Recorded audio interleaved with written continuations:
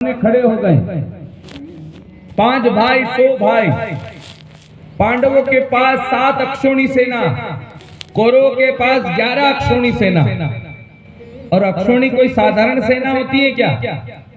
एक अक्षौणी में कितनी सेना होती है समझना, 21,870 रथ होते हैं, 21,870 हाथी, 1,09,350 पैदल 65,600 घोड़े, और इनको जब मिला दिया जाए तो 2,18,690 लोगों को मिलाकर एक अक्षौणी सेना होती है। और दोनों की तरफ मिलाओ तो एक तरफ 11 अक्षौणी और एक तरफ 7 अक्षौणी, और सबको जब मिलाया गया तो पता चला 39,36,420 लोग महाभारत के युद्ध में एक दूसरे से युद्ध करने के लिए खड़े हैं। 39,36,420 लोग एक दूसरे को मारने को खड़े हैं, और सब युद्ध आरंभ हुआ। किसके लिए? कि या जमीन मारी है, यो घर भी मारो है, यो गांव भी मारो है, यो सब मारो है, सब मारो है, मारो है। और अंत में परिणाम आयो, कतरा मरिया 39,36,410 लोगों का मरण हो गया। न बचा कतरा, खाली 10 जना बचा, खाली 10 जना। अतरो बड़ो साम्राज्य, हस्तिनापुर को साम्राज्य, खाली 10 जना खाली बचा। कौरव में 3 बचा और पांडव में 7 जना बचा, बाकी सब समाप्त। बताया कृतवर्मा, कृपाचार्य और अश्वत्थामा बच गए, और इधर पांडवों में से 5 पांडव बच गए, भगवान श्री कृष्ण बच गए हैं, और सात्यकी बच गया है, बाकी सब मर गए। तो बताओ, अने जमीन के आखे कौन, अतरी जमीन के बोई कौन है? जिन जमीन की सीमा भी देखवा में नहीं है आंख में, क्योंकि खेती करवा वाला, धन के खावा वाला, बड़ा बड़ा मकान में रहवा वाला तो सब मरी गया। अरे अनुभव करो, मात्र एक छोटा सा का पूरो रायपुर अतरो बड़ो गांव, अतरो बड़ो रायपुर न अपने एक ज व्यक्ति का नाम करदा, घर थारा, जमीन थारी, धन दौलत थारा, घर थारा, इन गांव में जतरा साधन है वी थारा, न पूरो गांव खाली करीने अपने चली जाओ। गांव में किने नहीं रेवादा, यहाँ तक कि टेगड़ाउन भी ले जाओ वहां पे, उन्हें एकला आदमी कर आखो इन गांव में, वो क्या हो लागेगा साहब? वो करोड़पति बन जाएगा, अरबपति बन जाएगा, बाकी उनको उस धन को कोई महत्व नहीं है। महाभारत में भी यही हुआ, उस धन का कोई महत्व नहीं निकला जिसके पीछे युद्ध हुआ। तो ये महाभारत की कथा हम लोगों को आंख यूं खोलती है कि जमीन के पीछे विवाद करने से अंत में किसी को कुछ नहीं मिलेगा। इसलिए जिसका जितना हक है उसको लेने दो, विवाद मत करो, क्योंकि विवाद का कोई परिणाम नहीं होता, बस बड़ा बुरा परिणाम होता है, अच्छा परिणाम कभी नहीं होता। इसलिए जीवन में इन कथाओं को सुनकर हमारा परिवर्तन करना पड़ेगा, क्योंकि अंत में कोई साथ देने वाला नहीं है। ये दौलत, हीरे, मोती, ये सब यहीं के तो यहीं रह जाते हैं ना, ये साथ थोड़ी जाते हैं। इसलिए कथा में बताया है कि हमको इन चीजों को समझना है, नहीं तो बाद में पछताएगा पिंजरे से जब पंछी निकल जाएगा। हाँ, ये कथा कह रही है कि ये पापी मन कर ले भजन, हाँ भजन कर, बाकी तो सब यहीं का यहीं रह जाएगा। एक संत ने बड़ी अच्छी बात, अरे ओ पापी मन, अरे कर ले भजन, बाद में प्यारे पछताएगा जब पिंजरे से पंछी निकल जाएगा, जब पिंजरे से पंछी निकल जाएगा, पिंजरे से पंछी निकल जाएगा, जब पिंजरे से पंछी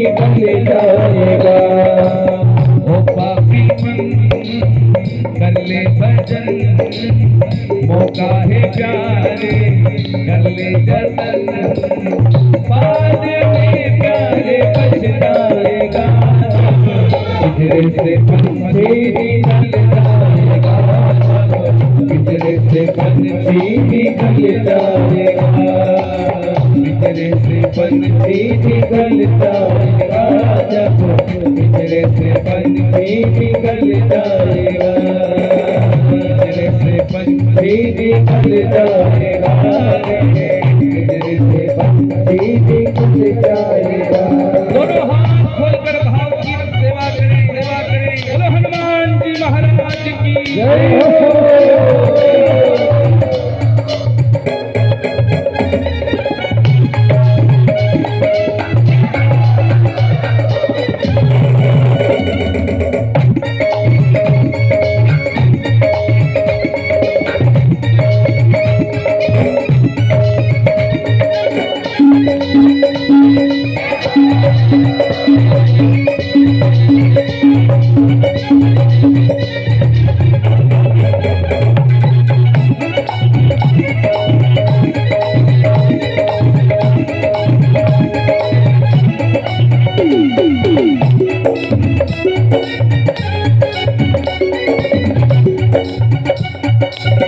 चार दिनों का जग का ये मेला, चार दिनों का जग का ये मेला, कोई न साथी अकेला, कोई न साथी अकेला, खाली हाथ आया है खाली हाथ आएगा, खाली हाथ आया है खाली हाथ आएगा, धन और दौलत प्यारे यही पड़ा रह जाएगा, धन और दौलत प्यारे यही पड़ा रह जाएगा, बात फिर प्यारे पछताएगा, से पंछी निकल जाएगा, पिंजरे से पंछी निकल जाएगा, पिंजरे से पंछी निकल जाएगा, पिंजरे से पंछी निकल जाएगा। दोनों हाथ खोलकर भाव की सेवा करें। बोलो हनुमान जी महाराज की जय हो। बजरंगी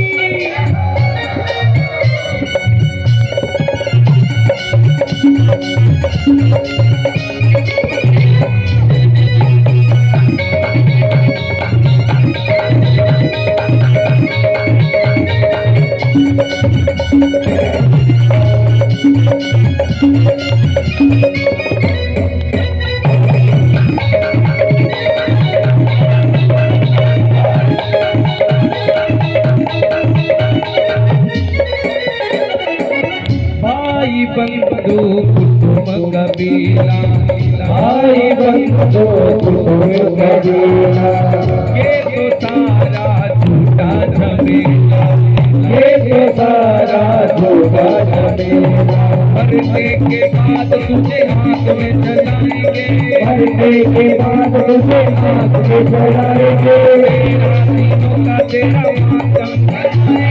तेरा तीनों का तेरा मातम बताएंगे, में प्यारे भूल जाएगा, पिंजरे से पंछी निकल जाएगा, पिंजरे से पंछी निकल जाएगा, पिंजरे से पंछी निकल जाएगा, पिंजरे से पंछी निकल जाएगा।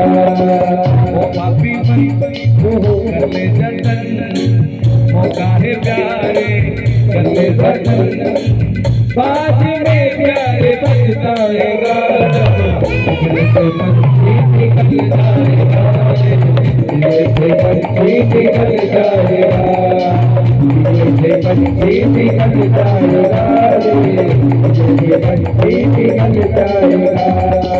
दोनों हाथ खोलकर भाव की सेवा करते रहे, करते रहे। बोलो नीलकंठ महादेव की जय हो।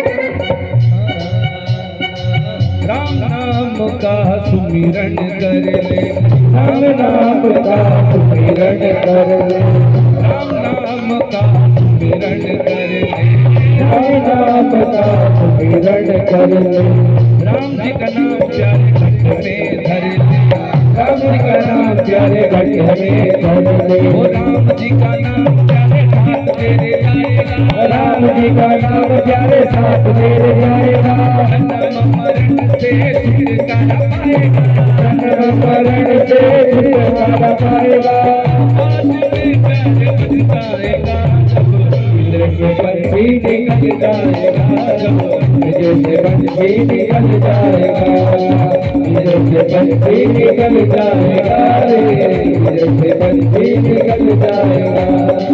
पापी मन करे भजन, ओ काहे प्यारे गले लगन बाद में प्यारे बच जाएगा, जब इंद्र से पंछी निकल जाएगा, पंछी निकल जाएगा, पंछी निकल जाएगा, पंछी निकल जाएगा।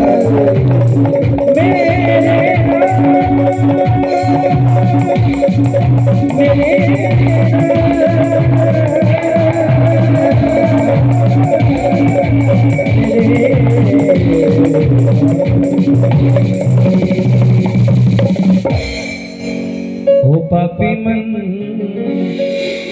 कर ले भजन, मौका है प्यारे कर ले जजन, बाद में प्यारे बच जाएगा, जब पिंजरे से पंछी निकल जाएगा, जब पिंजरे से पंछी।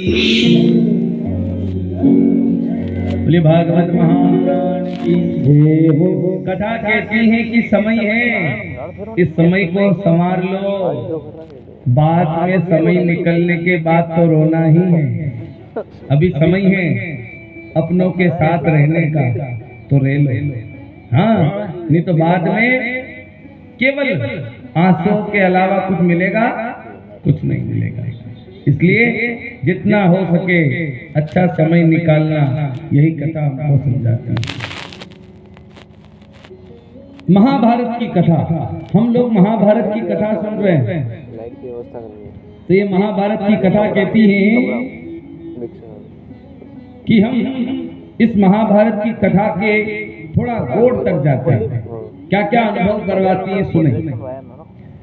सूर्य अवतार नक्षत्रपति राजा हुए भरतवंशी हो, उनके पुत्र हुए बुद्धमाम, उनके पुत्र हुए अनुपम, अनुपम के पुत्र हुए नहस, नहस के पुत्र हुए संजीत, संजीत के पुत्र हुए संसार, वो संसार के पुत्र हुए प्रहजमा, प्रहजमा के पुत्र हुए भोज, भोज के पुत्र हुए भरत, भरत के पुत्र हुए मंचमीट, मंचमीट के पुत्र हुए ब्रह्मा, ब्रह्मा के पुत्र हुए शांतनु, और शांतनु के पुत्र हुए विचित्रवीर और चित्रांगन, चित्रांगन के पुत्र हुए पांडु, पांडु के पुत्र हुए अर्जुन, अर्जुन के पुत्र हुए अभिमन्यु, अभिमन्यु के पुत्र हुए परीक्षित, और परीक्षित के पुत्र हुए जन्मे जय।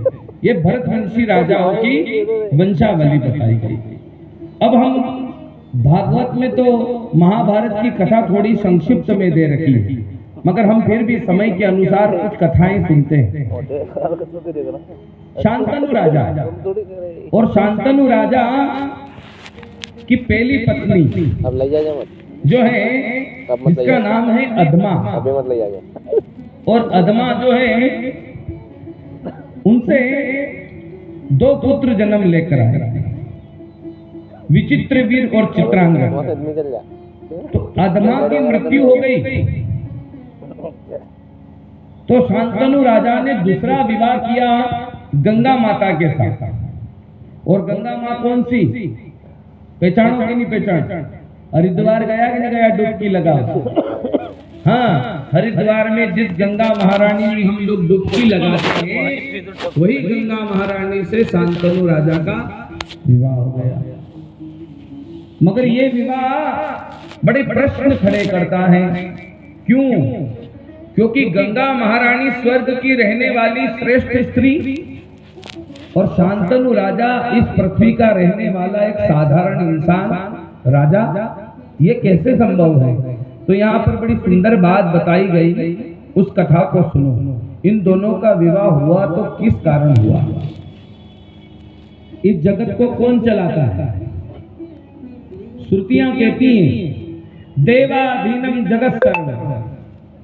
हाँ, क्या कहता है? देवाधीनम जगत सर्व। ये जगत देवताओं के अधीन चलता है। हाँ, देवता जैसा जैसा करते हैं वैसा वैसा ये जगत चलता रहता है। तो देवता जगत को चलाते हैं, मतलब प्रकाश कौन दे रहा है? सूर्य देव। हवा कौन चला रहा है? पवन देव, है ना? पानी कौन बरसा रहा है? वरुण जल देव। ये जितने भी देवता जगत को चलाते हैं, मगर इनकी मदद कौन कर रहा है? क्योंकि बिना मदद से तो कोई गाड़ी चलती नहीं है। भाई ड्राइवर कतरो भी अच्छो रहे, मगर ड्राइवर को सपोर्टर एक टीनीलर तो चाहिए कि नहीं चाहिए साहब? नहीं तो अतरी बड़ी बस के ऊपर अकेलो चलाना मुश्किल है साहब। तो देवताओं की मदद करने वाला कौन है? तो भागवत जी कहती है कि देवताओं की मदद करने वाले हैं वसु। वसु जो रहते हैं वो देवताओं की मदद करते हैं। क्या मदद करते हैं? देखिए, सूर्य देव प्रकाश इस पृथ्वी पर डालते हैं। तो सत्य ये है कि सूर्य का प्रकाश इस पृथ्वी पर यदि गिर जाए तो ये पृथ्वी मोम जैसी पिघल जाए।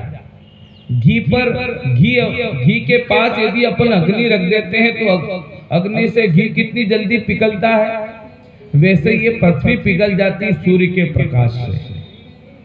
मगर ये जो वसु हैं इस प्रकाश को रोकते हैं। हम लोग जितना सहन कर पाए उतना ही प्रकाश हम तक पहुंचाते हैं।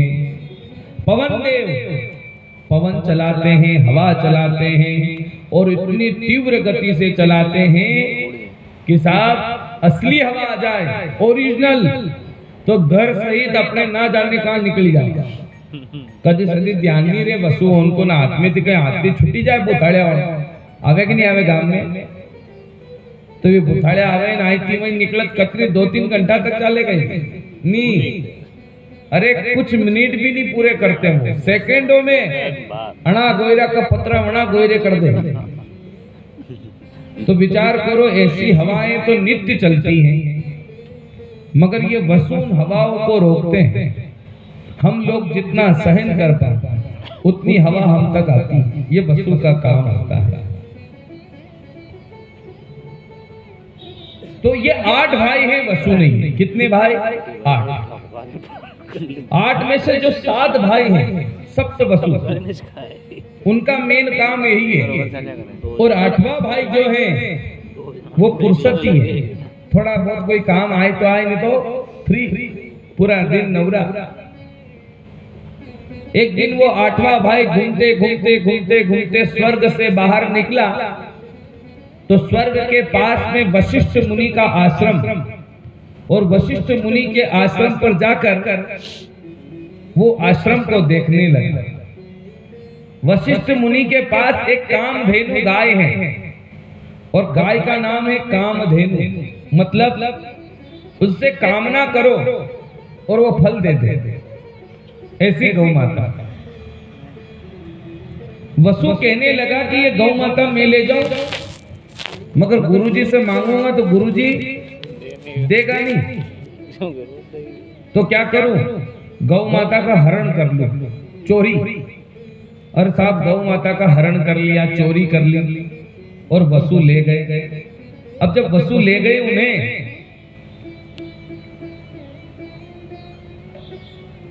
और जब वशिष्ठ मुनि को पता चला तो वशिष्ठ मुनि ने पूछा कि कहां गई मेरी कामधेनु?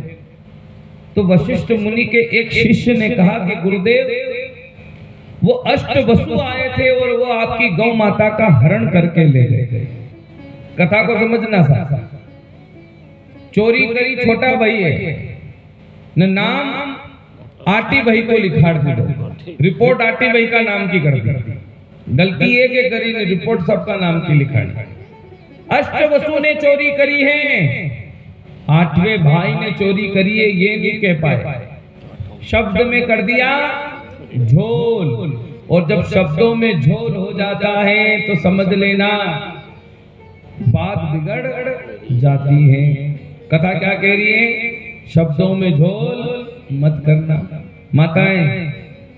माताओं से शब्द में झोल ज्यादा होते हैं। हाँ, शब्द में झोल को समझी रहा कि नहीं समझी रहा? अरे जो सुनियो है वो सुनानो है, और जो देखियो है वो दिखानो है। नहीं तो माताओं ने नहीं MDH मसाला सब्जी में लागता लागता अब रिश्ता में भी लाखवा मंडी गया है, संबंध में भी मसालो डले आजकल। जो सुनियो है वो सुना जो, नहीं तो बात बिगड़े है। विचार करो, अपना कहीं जिम्मा गया ने वहां अपना वेवई मली गया ने वेवई थी साहब राम राम राम राम, कहीं मजे में हो मुझे, तो वो कहेगा साहब हमारा वेवई का घर करने आपको घर है कहाँ है नहीं साहब, तो हमारा पामना अभी आई रहा नहीं पामना हमना, तो हमारा वेवई के यूं खबर कर दी जो कि ज्यादा पामना हमना की कहीं कपड़ा लत्ता की ज्यादा व्यवस्था नहीं जोड़े, तुम तो थम जा जो घना न ज्यादा कपड़ा लत्ता लाना नहीं लाओ, तो खाली हमारा घर घर का एक दो जना का लिया जो, नहीं तो कोई जरूरत भी नहीं। बापड़ा वेवई है पड़ोसी की खबर पहुंचे कि भाई तू अस्तर कह दीजिए हमारा वेवई का घर है, और यहाँ आया ने अपना कई बात करी सा वना कई कही थी हमारा वेवई मिलिया ने कही रहा था। हाँ, केवा का तरीका थी बात बिगड़ी जाए सा वना पामना मिलिया हमारे कही रहा था कि तुम आओ तो कपड़ा लेता जो ज्यादा नहीं लाओ तो कम लिया जो मगर लिया जो। बपड़ा वना कड़ा तरीका थी की दो न अपना कड़ा तरीका थी वहां प्रस्तुत करी ने बिगड़ी की बिगड़ी बात। तो जो देखियो वो दिखाओ और जो सुनियो वो सुनाओ, या कथा कह रही नहीं तो बात बिगड़े। जीवन में याद रखनो बात बिगड़वा की कोशिश नहीं करना। अष्ट वसु को नाम लियो, वशिष्ठ मुनि ने श्राप दे दिया, मैं श्राप देता हूं कि आठों वसु लुप्त हो जाओ, और आठों वसु लुप्त हो गए। और जैसे ही लुप्त हुए तो क्या हुआ, जोर जोर से हवा चलने लगी, तीव्र रोशनी गिरने लगी, पानी बरसने लगा, सब लोग परेशान हो गए, मरने लगे। देवता लोग घबरा गए, दौड़े दौड़े ब्रह्मा जी के पास पहुंचे कि ब्रह्मदेव रक्षा करो। ब्रह्मा जी ने कहा कि देवता लोग वसु यदि नहीं आए तो ये पृथ्वी समाप्त हो जाए, तो क्या करना चाहिए वसु लाने के लिए? ब्रह्मा जी ने कहा कि व्रत करो, और जब तक देव व्रत नहीं होगा तब तक वसु आने वाले नहीं है। तो हे देवता लोग, हे देव तुम व्रत करो, मैं तुम्हें व्रत देता हूं। क्या व्रत दिया? कि स्वर्ग की कोई स्त्री पृथ्वी पर जाकर किसी राजा से विवाह करे और उसके द्वारा पुत्र का जन्म दे, और हर एक पुत्र को जन्म देकर पानी में विसर्जन कर दें। जैसे ही उस पुत्र की वहां पर मृत्यु होगी वो स्वर्ग में आकर एक वसु बन जाएगा। ऐसे 8 पुत्र को जन्म देना है और 8 वसु की स्थापना करनी है। देवताओं को व्रत दे दिया और कहा कि इसके बारे में मनुष्य को पता नहीं चलना चाहिए, केवल देव लोग जाने।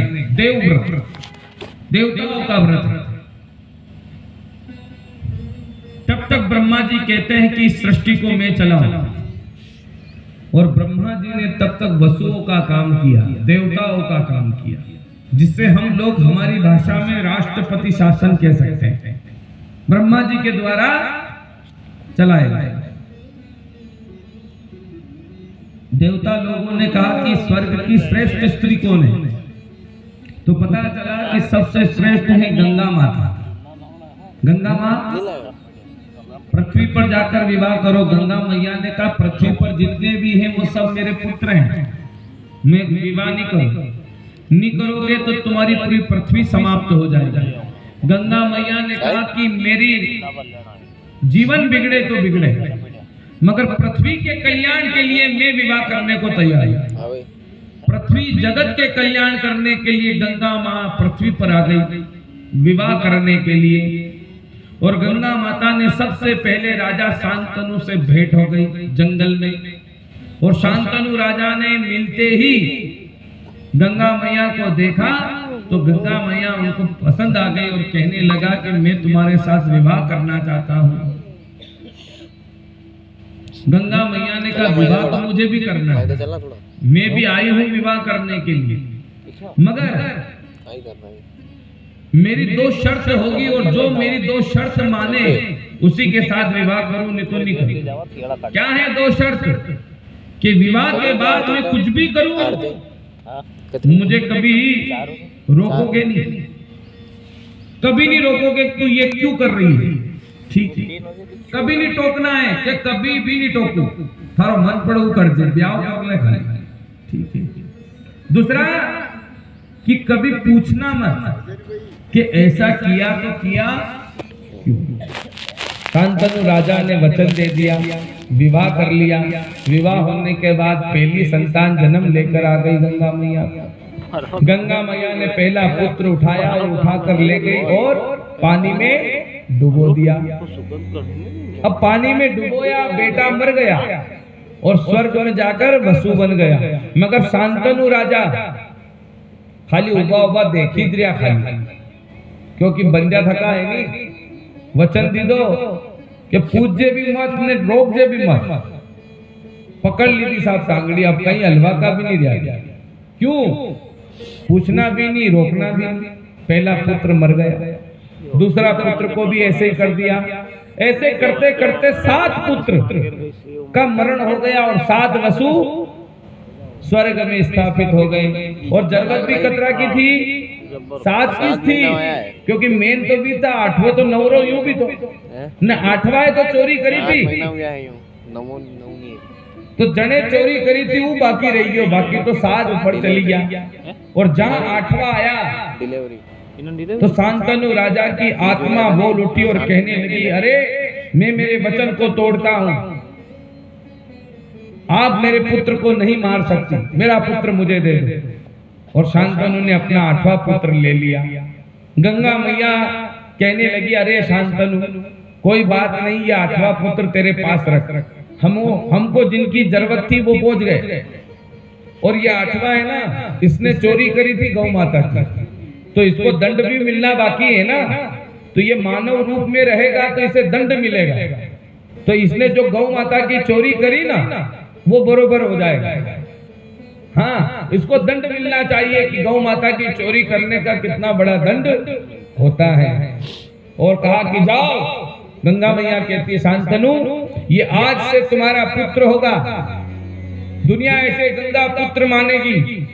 और देवताओं के व्रत से पैदा हुआ है तो दुनिया इसे देव व्रत के नाम से जानेगी। गंगा मैया ने कहा मैं आशीर्वाद देती हूँ कि ये मेरा बेटा इच्छा मृत्यु का वरदान, जिस दिन इसकी इच्छा होगी उसी दिन इसकी मृत्यु होगी। देवता लोग आ गए और देवताओं ने आशीर्वाद दे दिया कि हम आशीर्वाद देते हैं कि ये देव व्रत जो है अजय जीवन में कभी परास्त नहीं होगा, कभी भी हार नहीं होगी। ऐसा कहकर देवता जाने चले गए।